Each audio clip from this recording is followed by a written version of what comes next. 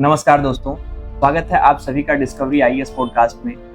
UPSC की तैयारी सिर्फ पढ़ाई भर नहीं है, यह एक कला है दोस्तों, और इस कला का सबसे अहम हिस्सा है उत्तर लेखन। कई बार हम ढेरों सारी किताबें पढ़ लेते हैं, तथ्य याद कर लेते हैं, लेकिन जब कागज पर अपने विचारों को सही तरीके से उतारने की बात आती है तो सबसे ज्यादा चुनौती वहीं से शुरू होती है। यूपीएससी की असली इम्तिहान सिर्फ ज्ञान का नहीं है, बल्कि यह परखता है कि आप अपने ज्ञान को कितनी सटीकता, सरलता और प्रभावशाली ढंग से प्रस्तुत कर पाते हैं। दोस्तों, आज का यह पॉडकास्ट इसी यात्रा को आसान बनाने के लिए है। हम समझेंगे कि उत्तर लेखन में क्या मायने रखता है, किन बारीकियों पर ध्यान देना जरूरी है और कैसे आप अपने शब्दों से कॉपी को एग्जामिनर के लिए रोचक, स्पष्ट और प्रभावशाली बना सकते हैं। तो आइए मिलकर इस बेहद अहम पहलू की गहराई में उतरते हैं और सीखते हैं आंसर राइटिंग। आप सुन रहे हैं डिस्कवरी आईएएस पॉडकास्ट। मैं हूं आपका साथी पुनीत उपाध्याय और आज हमारे साथ स्टूडियो में फिर से मौजूद हैं सीवीपी श्रीवास्तव, जो आंसर राइटिंग को लेकर विद्यार्थियों को कई वर्षों से मार्गदर्शन दे रहे हैं। सर, आपका हार्दिक स्वागत है डिस्कवरी आईएएस पॉडकास्ट पे। सर, हम शुरुआत करते हैं आज के पहले प्रश्न से। सर, बहुत सारे विद्यार्थी हैं जो जब आंसर राइटिंग करते हैं तो उनका सबसे पहला प्रश्न यही होता है सर कि हम आंसर राइटिंग की शुरुआत कब से करें? प्रीलिम्स एग्जाम के पहले ही इसको हमें शुरू कर देना चाहिए या प्रीलिम्स एग्जाम देने के बाद हमें आंसर राइटिंग करना? आंसर राइटिंग के लिए यह है जी सर कि आंसर तब लिखा जाना चाहिए जब बेसिक कॉन्सेप्ट हमारे क्लियर हो जाएं। जी पहला। जी दूसरा कि हम एक बार कम से कम सिलेबस को पूरा पढ़ चुके हों, जी तभी हम उसको एक्सप्रेस कर पाएंगे अपने। दूसरी बात यह है कि खास तौर से अगर बेसिक अंडरस्टैंडिंग नहीं है जी तो आंसर अच्छा नहीं होगा, ये तो बहुत तय है। बिल्कुल और उसमें होता क्या है, होगा क्या कि जो लिख रहा है वो फ्रस्ट्रेट हो जाएगा। तो ऐसे कंडीशन में मुझे लगता है कि जब तैयारी शुरू करता है कोई जी तो 1 वर्ष की तो अवधि चाहिए कम से कम। बिल्कुल बिल्कुल चाहिए। तो उस स्थिति में शुरुआती दौर में नहीं करके जी सर हम ये कह सकते हैं कि प्रीलिम्स के बाद भी आंसर राइटिंग की शुरुआत की जा सकती है, अगर समय कम है तब। बिल्कुल सर। अगर जिस साल से तैयारी शुरू की है उसी साल अगर मेंस भी लिखने की बात है या परीक्षा देने की बात है, तब तो हमारे पास विकल्प कम है और तब हम प्रीलिम्स के बाद आंसर राइटिंग की प्रैक्टिस स्टार्ट कर सकते हैं। लेकिन अगर यह प्लानिंग है कि जैसे मान लें 2025 से तैयारी शुरू की किसी ने और 2027 में उसको परीक्षा देनी है सपोज, जी सर, तो उसके लिए अभी का समय यह होगा कि अभी से वह बेसिक कॉन्सेप्ट तैयार करे अपना। जी सर। और धीरे धीरे आंसर लिखने की कोशिश करे। जी सर। कुछ बुनियादी तथ्यों को के आधार पर कुछ बहुत सिंपल क्वेश्चंस पिकअप करके उस तरीके के क्वेश्चंस की प्रैक्टिस अभी से करे। जी सर। तो ये डिपेंड करेगा कि वो उसको एग्जाम कब देना है। जी सर। जी सर। है ना? तो अगर 26 में एग्जाम देना है जिसको, उसके लिए तो अब बहुत ज्यादा विकल्प नहीं है, क्योंकि तैयारी आगे बढ़नी चाहिए अब। और उसको सिलेबस पहले पूरा करने की जरूरत है। तो ये डिपेंड करेगा कि कब एग्जाम देता है, तैयारी कब से शुरू की है उसने। तो दोनों उदाहरण दे सकते हैं। तो प्रीलिम्स के पहले भी शुरुआत कर सकते हैं और प्रीलिम्स के बाद भी कर सकते हैं, डिपेंडिंग अपॉन की उसकी रिक्वायरमेंट कब है, कब परीक्षा देनी है।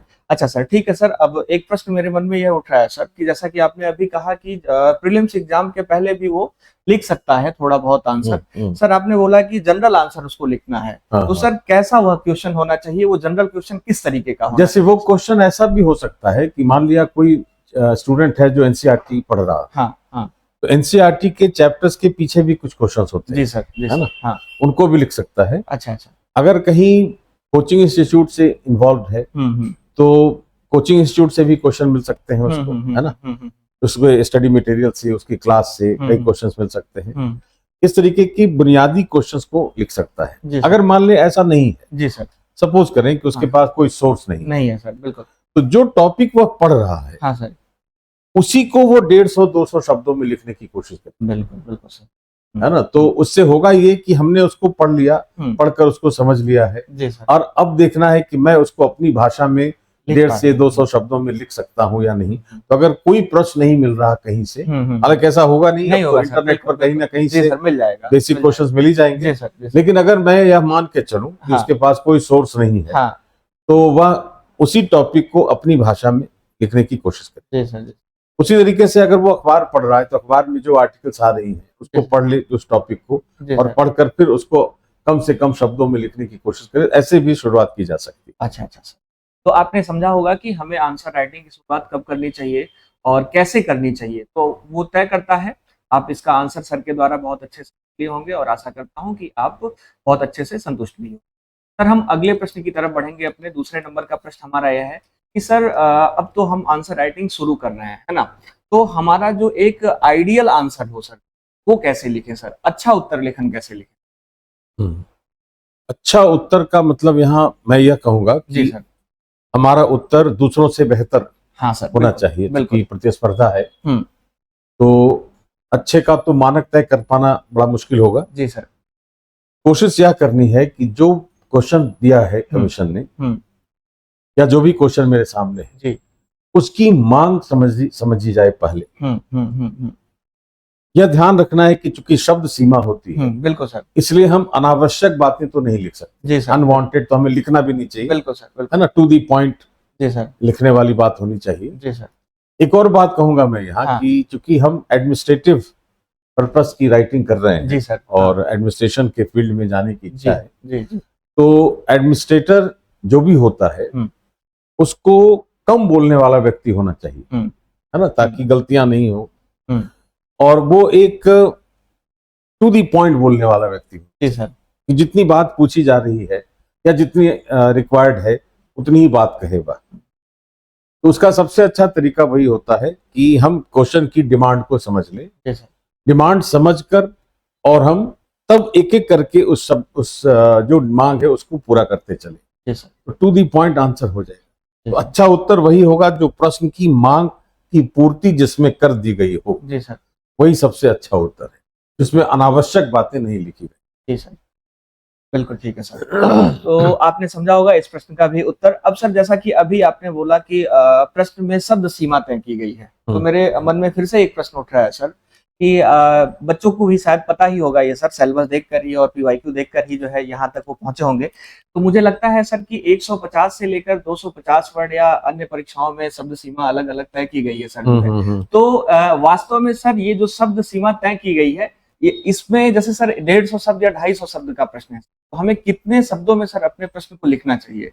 और साथ ही साथ एक प्रश्न और मैं पूछना चाहूंगा सर, बहुत ही जेन्युइन क्वेश्चन है, बच्चों के द्वारा यह पूछा भी गया है लगातार सर, कि आखिर में यह शब्द सीमा क्यों तय की गई है सर? 150 वर्ड का या 250 वर्ड का या 1000 वर्ड का सर, शब्द सीमा क्यों तय किया गया है? जैसे अभी मैं बात कर रहा था कि जो प्रशासक होता है, जी सर, या जब भी हम लिखना चाहते हैं, जिस फील्ड के लिए भी लिख रहे हैं, उसकी अपनी रिक्वायरमेंट है। ठीक है सर। जैसे प्रशासक की रिक्वायरमेंट दो है। एक रिक्वायरमेंट है कि वह सरकार की तरफ भी कम्युनिकेट करता है, सरकार से या अपने वरिष्ठ अधिकारियों से। ठीक है सर। और दूसरी तरफ वो कम्युनिकेट करता है आम जनता से। जी सर, राइट जी।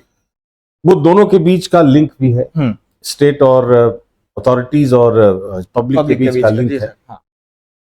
जब वो जनता के सामने है, तो जनता तो टेक्निकल बात नहीं समझती, है ना। जैसे फॉर एग्जांपल कि अगर उसको जेनेटिकली मॉडिफाइड क्रॉप्स के बारे में बताना हो एक किसान को, जी सर, तो वो बहुत प्रिसाइज तरीके से जेनेटिक्स और जेनेटिक मॉडिफिकेशन को एक्सप्लेन नहीं कर सकता। उसको साधारण भाषा में किसान को अपनी बात कहनी पड़ेगी। उसमें उसका इलैबोरेशन चाहिए, कि कम बात है, उसको इलैबोरेट करने की क्षमता उसमें होनी चाहिए। जी सर। लेकिन अगर कहीं जिले में कोई प्रॉब्लम है, किसी जगह उसके विभाग में कोई समस्या है, और उसका वरिष्ठ अधिकारी कोई बात पूछता है कि आप इसके बारे में क्या बताएंगे, वहां उसको संक्षिप्त करने की आवश्यकता है। बिल्कुल सर, बिल्कुल, है ना, क्योंकि वो अधिकारी के सामने बिल्कुल उतना विस्तार से बात करेगा नहीं। हाँ, बिल्कुल। तो सर, एक तरफ किसी टॉपिक का विस्तार करने की भी क्षमता होनी चाहिए, और किसी टॉपिक को कंसाइज करने की भी क्षमता होनी चाहिए। दोनों चीजें। बिल्कुल सर। तो शब्द सीमा पर गौर करें अगर हम, तो कहीं 150 है, कहीं 250 है, कहीं 200 है ना। उसके पीछे तर्क यही है कि कोई एक ऐसा टॉपिक है जिसमें फैक्ट्स कम है। बिल्कुल सर। उसको इलैबोरेट कैसे किया जाए। तो वैसे क्वेश्चंस को कमीशन 250 शब्दों में पूछ दे सकती है। जैसे मैं बहुत अच्छा उदाहरण दे रहा हूं कि यूपीएससी की मेंस परीक्षा में एक बार प्रश्न आया था कि प्रोटेम स्पीकर क्या होता है। जी सर। अब प्रोटेम स्पीकर या अस्थायी अध्यक्ष जिसको हम कह रहे हैं, प्रोटेम स्पीकर को आमतौर पर जब हम पढ़ते हैं तो उसके 2-3 बातें पढ़ते हैं, राइट जी सर, कि नवगठित लोकसभा की पहली बैठक जो होती है, first session of the newly elected Lok Sabha is presided over by the protem speaker, है ना, ताकि उस बैठक में अध्यक्ष का चुनाव हो जाए और इस आधार पर हम प्रोटेम स्पीकर बनाते हैं। जी, प्रोटेम स्पीकर बनाने का दायित्व जो है वह राष्ट्रपति का है। जी सर। ये हम 2-3 बातें उसकी पढ़ते हैं। जी सर। उसने उसको 150 शब्दों में पूछ दिया। अब समस्या यह थी कि हम आगे लिखें क्या। जी। तो कहने का मेरा मतलब यह है कि बहुत सारी चीजों में जहां फैक्ट्स कम है वहां इलेबोरेट करने के लिए टेस्ट कर लिया जाता है कि इसको, इस व्यक्ति को इलेबोरेट करने की क्षमता है या नहीं। तो सामान्य व्यक्ति से, सामान्य जनसेवा कम्युनिकेट कर सकेगा कि नहीं। हाँ। और दूसरी तरफ जहां फैक्ट्स बहुत हैं जी जिन टॉपिक्स में, उनको उसने कहा कि आप 100 शब्दों में लिखिए, बिल्कुल, ताकि आपका यह परीक्षण हो जाए कि आप किसी चीज को कंसाइज कर सकते हैं, प्रिसाइज बना सकते हैं। तो बहुत ही ट्रिकी और बहुत लॉजिकली ये दोनों बातें रखी गई हैं शब्द सीमा। अब रही बात जहां तक ऐसे की, जी सर, ऐसे में शब्द सीमा है 1000 से 1200 एक टॉपिक पर। बिल्कुल सर। वहां भी बात हुई है कि हमने एक एब्स्ट्रैक्ट स्टेटमेंट दे दिया, जी सर, कि pure mind wins the world. जी सर। जो पवित्र मस्तिष्क है, हाँ सर, वो विश्व विजेता हो सकता है। जी सर। पवित्र मस्तिष्क का मतलब हो गया जिसके विचार पवित्र हैं, हाँ। जो वैचारिक रूप से ईमानदार है। जी। तो विचारों की ईमानदारी से विश्व विजेता बना जा सकता है। ये वाक्य उसने दे दिया। अब उस वाक्य को इलैबोरेट करने की क्षमता है अथवा नहीं, यह देखा जाएगा निबंध में, और उसको तर्कों से सिद्ध करने की क्षमता है अथवा नहीं। तो निबंध में शब्द सीमा की रिक्वायरमेंट इलेबोरेशन प्लस लॉजिक्स, कम फैक्ट्स वाले को इलेबोरेट करने की क्षमता, अधिक फैक्ट्स वाले को कंसाइज करने की क्षमता, यह देखा जाता है शब्द सीमा का निर्धारण। ठीक है सर। सर अब हमने समझ लिया कि शब्द सीमा का जो निर्धारण किया गया है क्यों किया गया है, बच्चों को भी समझ में आ गया होगा सर। अगले प्रश्न की तरफ मैं बढ़ना चाहूंगा सर। अब बात ये आती है कि ठीक है, मुझे यहाँ तक सारी चीजें समझ में आई। अब सर एक प्रश्न उठता है कि कंटेंट ज्यादा इंपॉर्टेंट होता है सर उत्तर लिखते समय या प्रेजेंटेशन? क्योंकि कई बार बच्चा सर जो है कंटेंट को लेकर बहुत उस तरह से रिएक्ट करता है कि अगर हम ज्यादा कंटेंट डालेंगे तो नंबर मुझे ज्यादा आएंगे सर।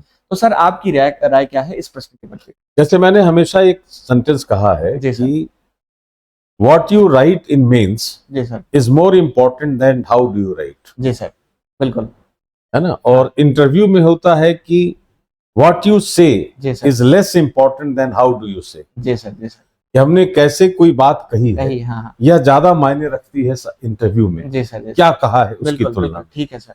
और मेंस में ठीक उल्टा है कि हमने क्या लिखा है यह ज्यादा मायने रखता है कि हमने कैसे लिखा है इसकी तुलना। तो कंटेंट तो बहुत महत्वपूर्ण है। जी सर। प्रश्न के में यह लिखा होता है कि उत्तर की जो अंतर वस्तु है वह उसकी लंबाई से अधिक महत्वपूर्ण है। जी sir. Content of the answer is more important than its length. जी सर। इसका मतलब है कि वह फोकस तो कंटेंट पर करता है, इसमें कोई शक नहीं है। जी सर। और कंटेंट होना भी चाहिए, बहुत ऑब्वियस है, कंटेंट होना चाहिए। बिल्कुल। हम उसको पैराग्राफ में लिखें, स्केच करके लिखें, माइंड मैप बनाकर लिखें, डायग्रामेटिक रिप्रेजेंटेशन करें, वो बहुत मायने नहीं रखता इस रूप में। जी सर। कि अगर कंटेंट कमजोर है और ये सब चीजें हैं, ऐसा नहीं कि नंबर मिल जाएंगे। जी सर, जी सर।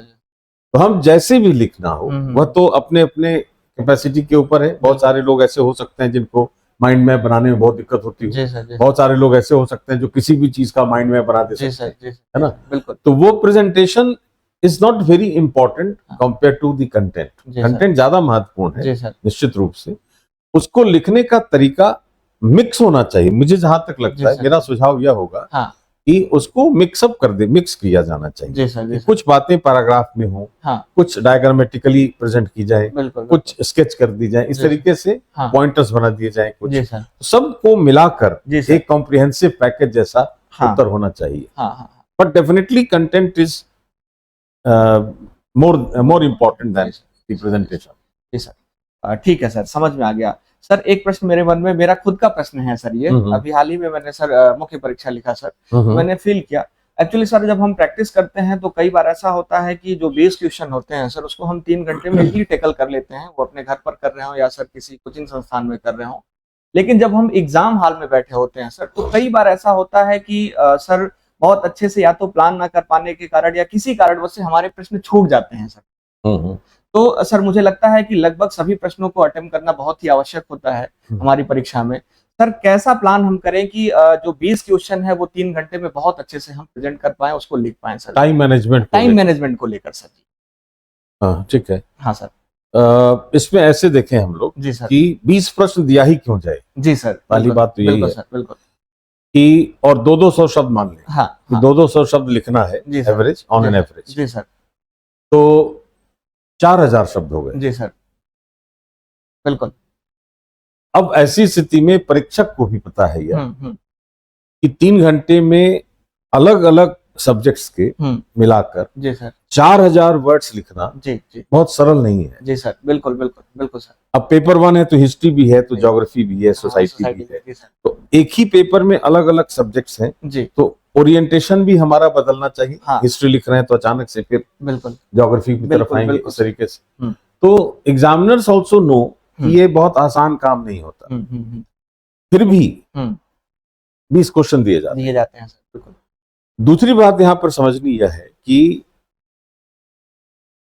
20 क्वेश्चन देने के जब दे दिया हमने, तो एक क्वेश्चन जब कोई स्टूडेंट लिखेगा, ऐसा तो होगा नहीं कि प्रश्न पढ़ते ही कलम चलने लगे। नहीं सर, कभी नहीं होता जी सर। कम से कम उसको 2 मिनट, 2.5 मिनट सोचना, 3 मिनट सोचना ही पड़ेगा। जी सर, बिल्कुल। तो अगर हम 2 मिनट का भी एवरेज ले लें जी सर, तो 40 मिनट तो ऐसे ही समय चला जाएगा 3 घंटे में। जी सर, बिल्कुल। 2, 4, 5 मिनट लग जाएगा उसके टेक्निकल डिटेल्स भरने में। मतलब 40, 45, 50 मिनट उसका समय सोचने में, इस काम में चला जाएगा। जी सर। तो कायदे से 2 सवा 2 घंटे ही उसको इफेक्टिव मिलते हैं लिखने के लिए, जिसमें 4000 शब्द लिखना वाकई बहुत टेढ़ा काम जी सर, है ना। कहना बहुत आसान है जी सर, 20 आंसर लिखे, लेकिन इसको जो मैंने शुरुआत में कहा कि दिया है क्यों जाए, तो पहला कारण उसका यह है कि वह यह देखना चाहता है कि आप दबाव झेल सकते हैं अथवा नहीं। Okay sir. कम समय में अधिक से अधिक कार्य करने की क्षमता आपके अंदर है अथवा नहीं। जैसे हम लोग कहते हैं ना कि 24 घंटे को 48 घंटा बना दिया। बिल्कुल बिल्कुल। तो 24 घंटे को 48 घंटा तो नहीं बना सकते, लेकिन 48 घंटे के कार्य को 24 घंटे में कर सकते हैं। एफिशिएंसी बढ़ाना है। हाँ, बिल्कुल सर। तो यह देखा जाएगा उसमें कि आप कम समय में अधिक से अधिक उत्तर देकर अपनी एफिशिएंसी शो कर सकते हैं अथवा नहीं। तो हमारी एफिशिएंसी का टेस्ट कर लेता है। एक तो यह है। अब हमें बहुत क्लेवरली जी सर और बहुत स्मार्टली काम करने की जरूरत जी सर, जी सर। उसने यह लिख दिया है कि content is more important than length. जी सर। इसका इसका मतलब है कि अगर 150 शब्द का उत्तर है तो कोई आवश्यक नहीं कि हम 150 शब्द एग्जैक्टली लिखें। जी सर। अगर हमारी बात 110, 120, 25 शब्दों में पूरी हो जाती है तो हमारा काम हो गया। जी सर, है ना। तो जो 25 शब्द लिखने में 1 मिनट या 2 मिनट लगता वो हमने मेकअप कर लिया, जो हमने हमारा सोचने में समय लगा। जी सर। तो अगर हर आंसर में 10, 15, 20 वर्ड अगर हम कम कर लें, जी सर, जी सर। अपने आंसर को उस तरीके से तैयार करें कि 15 से 25 वर्ड अगर हम कम कर लें, तो हम जो समय हमारा सोचने में गया था वो फिर हमारे हाथ में आ जाएगा। बिल्कुल। तो हम 20 आंसर लिख सकते हैं बहुत आसानी से। अगर हम एक एक करके हर चीज को, हर प्रश्न के शब्द सीमा को मेंटेन करते चलेंगे तो मुझे लगता है निश्चित रूप से प्रश्न छूट जाते हैं। जी सर, छूट जाता है सर, बिल्कुल सर। और अगर 4-5 प्रश्न छूट गया या 2 भी छूट गया तो 25 नंबर तो ऐसे ही हाथ से चला गया। जी सर। तो वो रिस्क फैक्टर बढ़ जाता है। तो मुझे लगता है कि हर आंसर में 15, 20, 25 शब्द कम करके अगर आंसर लिखने की प्रैक्टिस की जाए तो हम 20 शब्द प्रश्नों का उत्तर बहुत आसानी से दे सकते हैं और ज्यादा इम्फेटिक आंसर दे सकते हैं, ज्यादा अच्छा उत्तर होगा, क्योंकि भाषा और ताकतवर हो जाएगी।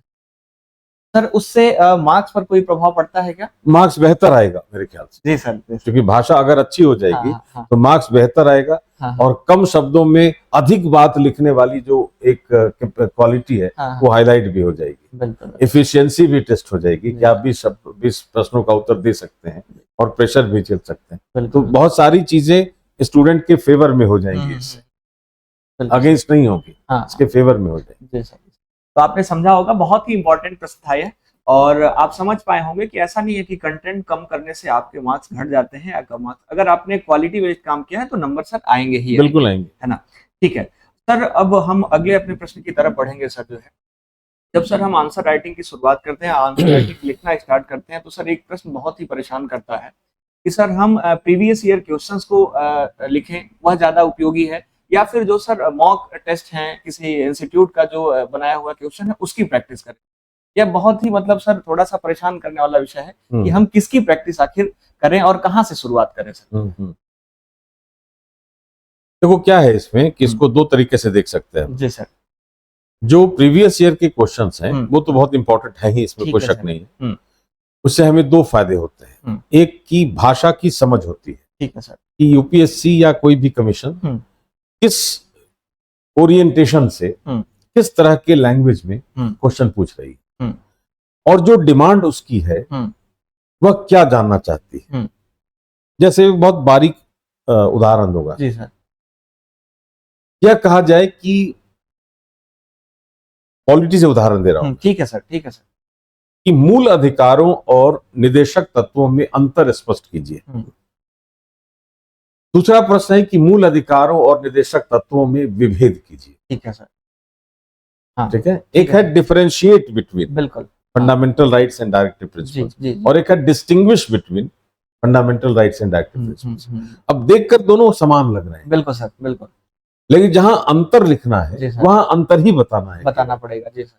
जहां विभेद लिखना है वहां समानता भी बतानी है। बिल्कुल बिल्कुल सर, बिल्कुल। कि दोनों की प्रकृति या दोनों की उत्पत्ति जी सर प्राकृतिक स्रोत से ही हुई है। जी सर। जी, लेकिन एक न्यायालय में प्रवर्तनीय है, जी सर, दूसरे नहीं है। तो हमने समानता भी बता दी और अंतर भी बता दिया। ये विभेद होता है। विशिष्ट भेद क्या है, बिल्कुल सर। और एक हो गया अंतर। तो जब हम पीवाईक्यू देखते हैं जी सर, तो हमें भाषा की समझ होती है। हाँ, और उससे हम क्वेश्चन की डिमांड को समझने में हमें बहुत आसानी होती है। जी सर। या ये इस ख्याल से पीवाईक्यू की प्रैक्टिस तो अनिवार्य है, वो अनिवार्य है। बिल्कुल ठीक है। हम कोचिंग वाले करें नहीं करें वो तो अपने मर्जी है, लेकिन पीवाईक्यू तो अनिवार्य है ही। जी सर। वो चाहे प्रीलिम्स हो चाहे मेंस। जी सर। अब रही बात कोचिंग के जो मॉक टेस्ट होते हैं। जी सर, हाँ, उसकी अपनी एक विशेषता है। मान लो मैंने क्लास में कोई चीज पढ़ाई और मैंने मूल अधिकार पढ़ाया। अब मैंने एक्सप्लेन कर दिया अपने तरीके से। कुछ क्वेश्चन जो पीवाईक्यू के आए हैं वो हमने उसके आधार पर कर दिए।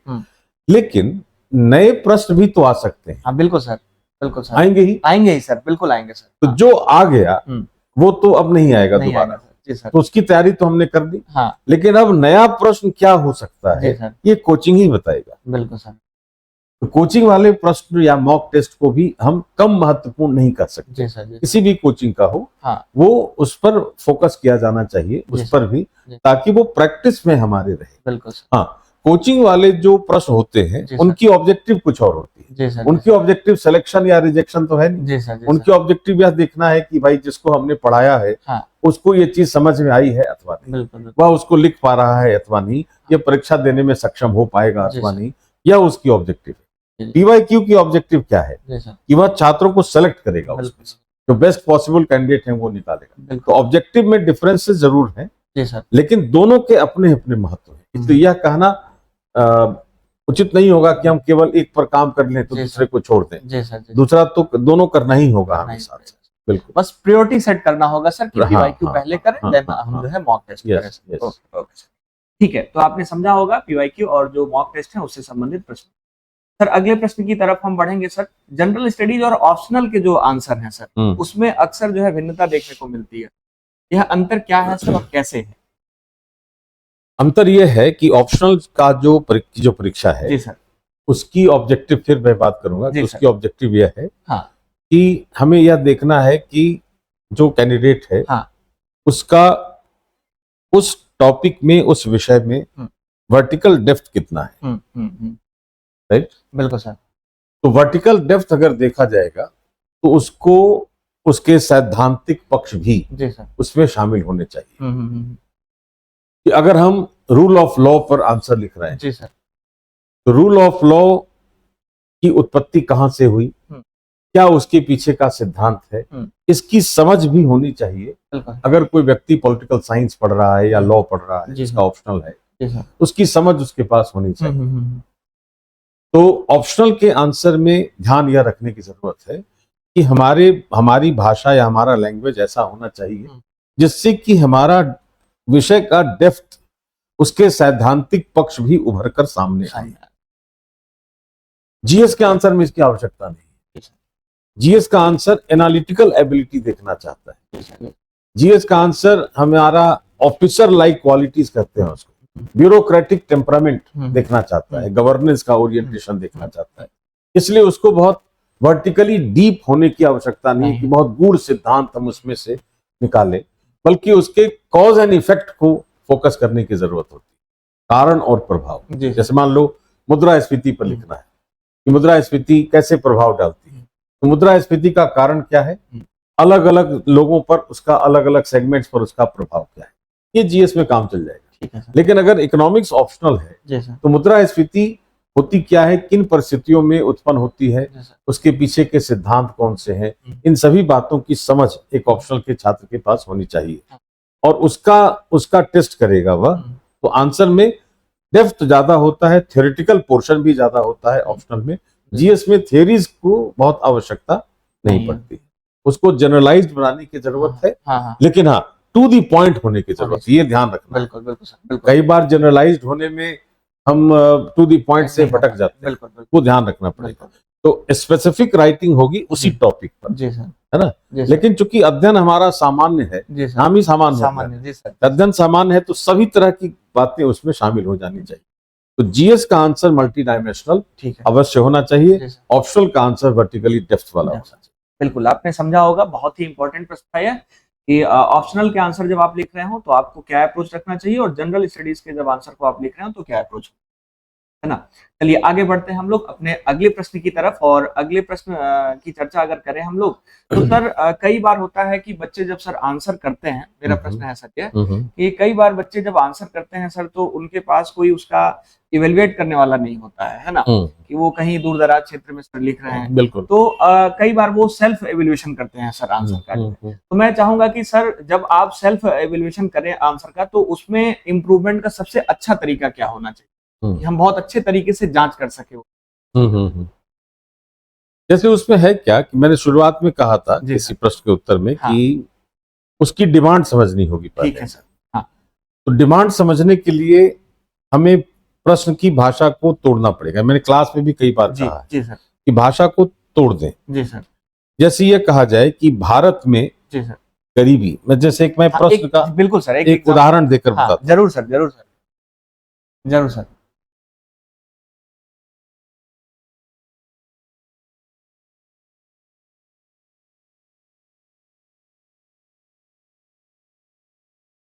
जैसे एक प्रश्न है कि भारत की नई शिक्षा नीति सामाजिक रूपांतरण लाने के लिए कटिबद्ध प्रतीत होती है। ठीक है सर। इस कथन के आलोक में नीति के कुछ प्रमुख प्रावधानों की व्यावहारिकता का परीक्षण कीजिए।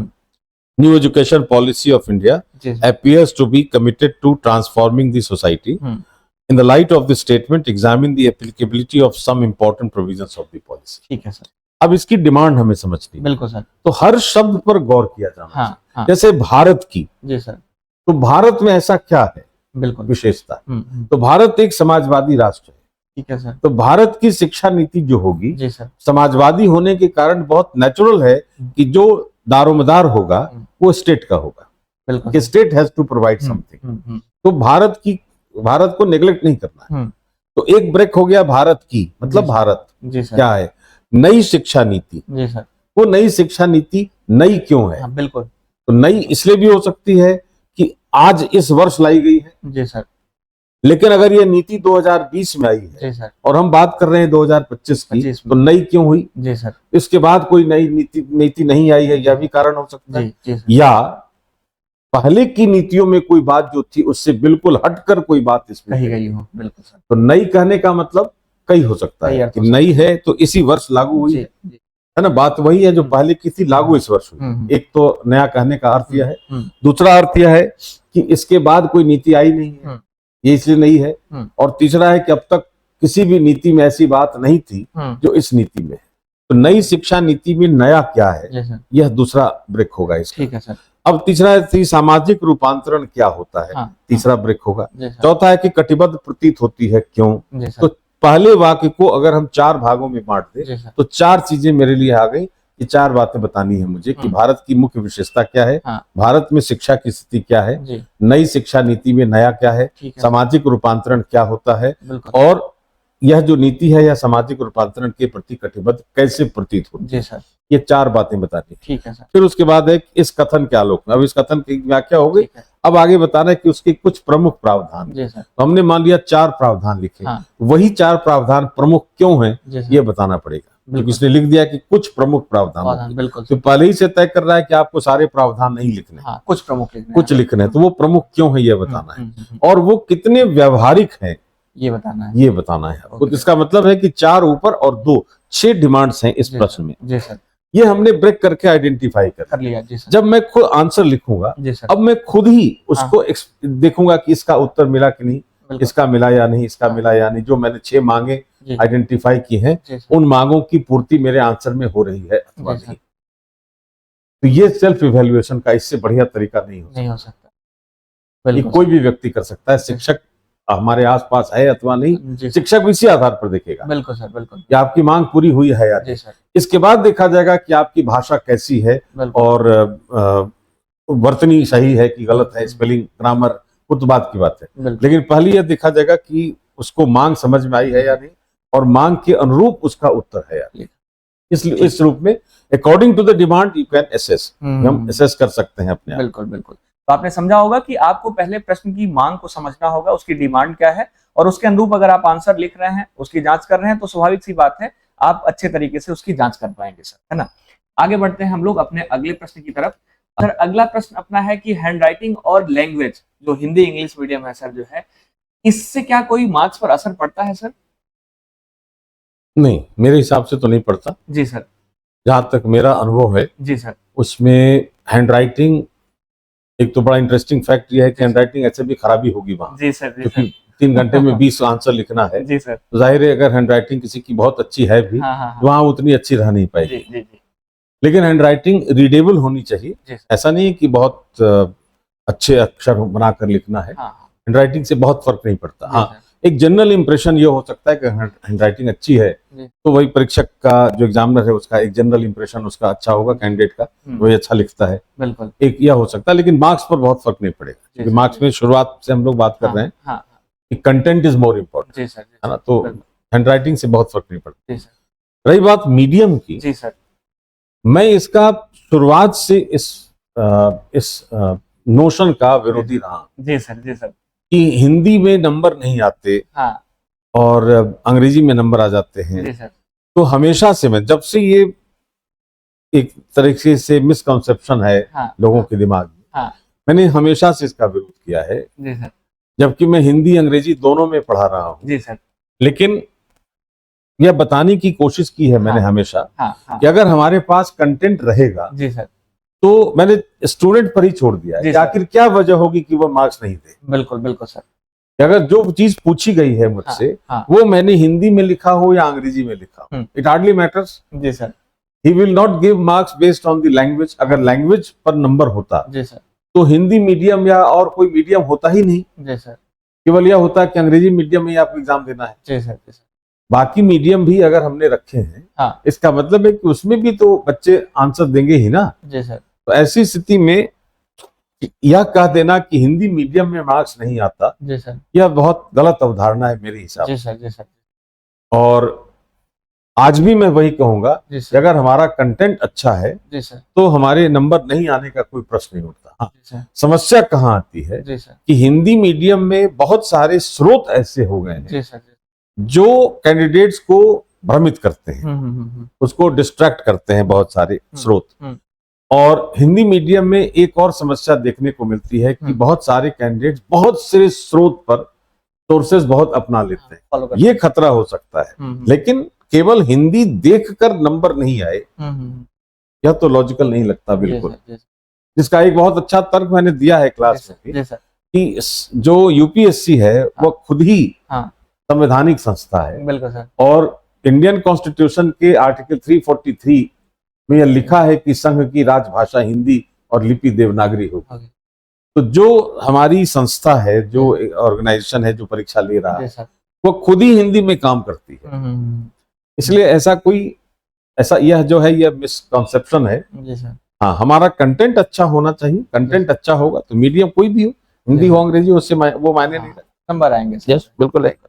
ठीक है सर, अब थोड़ा सा हमने जीएस की तो बात अच्छे से कर ली, अब निबंध की तरफ चलते हैं। जो है मैं आपसे पूछना चाहूंगा सर कि जो निबंध का पत्र है, जो एस्से पेपर है, उसका उद्देश्य क्या है सर जो है, और साथ ही साथ इसमें उत्तर लेखन जो है सामान्य अध्ययन से किस प्रकार से भिन्न है सर? थोड़ा सा हमने डिस्कशन किया था, लेकिन मैं चाहता हूँ सर उसको और ब्रीफ किया जाए सर। निबंध में जो पहला प्रश्न पूछा ना कि निबंध की आवश्यकता क्या है, उद्देश्य क्या है? उद्देश्य क्या है? निबंध का उद्देश्य 2-3 है। जी सर। पहला कि सोचने की क्षमता किसी व्यक्ति में कितनी है, how far can he think on a particular subject. Okay sir. जैसे मैंने कहा कि shadow is not illusion, it is reflection of your existence. ठीक है सर। जो छाया है वह भ्रम नहीं है, वो हमारे अस्तित्व का प्रतिबिंब है।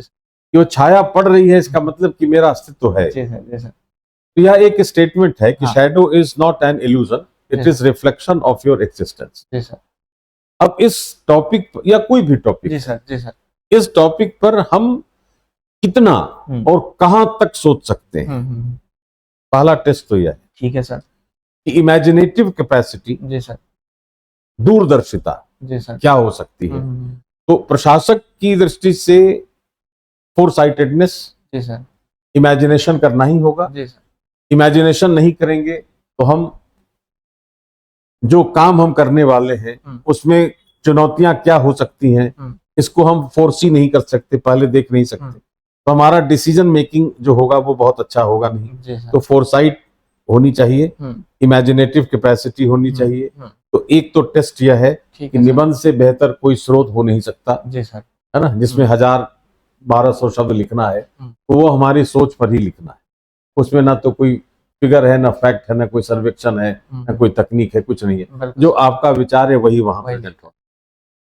तो एक तो वह है इमेजिनेटिव कैपेसिटी, फोरसाइटेडनेस, है ना, ये देखने की कोशिश की जाती है। दूसरा है कि जो हमने सोचा उसको हम प्रेजेंट किस रूप में कर रहे हैं। बिल्कुल सर। तो हम आर्गुमेंट्स कितना देते हैं, अपना तर्क कितना देते हैं, यह देखने का तरीका है उसमें। बिल्कुल सर। कि आप किसी बात को कह रहे हैं तो आपकी बात कोई क्यों माने, है ना। अगर आपकी बात मनवानी है किसी को तो आपको उसका तर्क देना पड़ेगा कि इन कारणों से यह सही है, इसलिए आपको इस बात को स्वीकार करना चाहिए कि shadow is not an illusion and it is reflection of my existence. ये प्रूव करना है मुझे, तो मुझे आर्गुमेंट देना पड़ेगा कि yes I do agree with this, यह सही है कथन कि छाया जो है वह मेरे अस्तित्व का प्रतिबिंबन है, यह वाक्य सही है। कैसे, इसको मैं तर्क से सिद्ध करूंगा। अब वो तर्क कहां से आएंगे, तो तर्क में कभी इतिहास से, कभी भूगोल से, कभी संस्कृति से, कभी समाज से, कभी आर्थिक बातों से, कभी विश्व से, कभी साइंस एंड टेक्नोलॉजी से, कभी दर्शन से, कभी नैतिकता से, अलग अलग स्रोतों से हम उसका तर्क ढूंढने की कोशिश करते हैं, मल्टी डायमेंशन, और उसको प्रेजेंट करने की बात करेंगे और अपने तर्क को सिद्ध करेंगे। जो मैंने कहा है, you have to accept this. तो निबंध में अंक दो ही चीजों पर आते हैं। एक तो हमारी सोच कैसी है और कहां तक है, और दूसरा कि हम उसमें तर्क हमने जो दिया है वो तर्क सही है या नहीं, इसको हम जस्टिफाई कर पा रहे हैं या नहीं, यही चीजें देखनी है। तो तार्किक क्षमता, दूरदर्शिता, कल्पनाशीलता, विवेकशीलता, ये सारी बातों का परीक्षण करता है निबंध। बिल्कुल सर। सर जनरल स्टडीज से भिन्नता इसमें कैसी है? जनरल स्टडीज से भिन्नता ये है कि जनरल स्टडीज में हमारे चूंकि सिलेबस हमारा बंधा हुआ है, है ना, कि कहाँ पढ़ना है। जैसे 18वीं शताब्दी के मध्य से आधुनिक भारत का इतिहास पढ़ना है, हमें पता है कि 18वीं शताब्दी के पहले जाने की जरूरत नहीं है। तो वहां पर बहुत सारी चीजें तथ्यात्मक है, फैक्ट बेस्ड है। तो फैक्ट्स के बेस पर ही क्वेश्चन फ्रेम होते हैं। जो फैक्ट्स है उसका जो डायमेंशन है उसके बेस पर क्वेश्चन फ्रेम होगा, इसलिए उसमें बहुत इमेजिनेटिव कैपेसिटी की आवश्यकता नहीं होती है।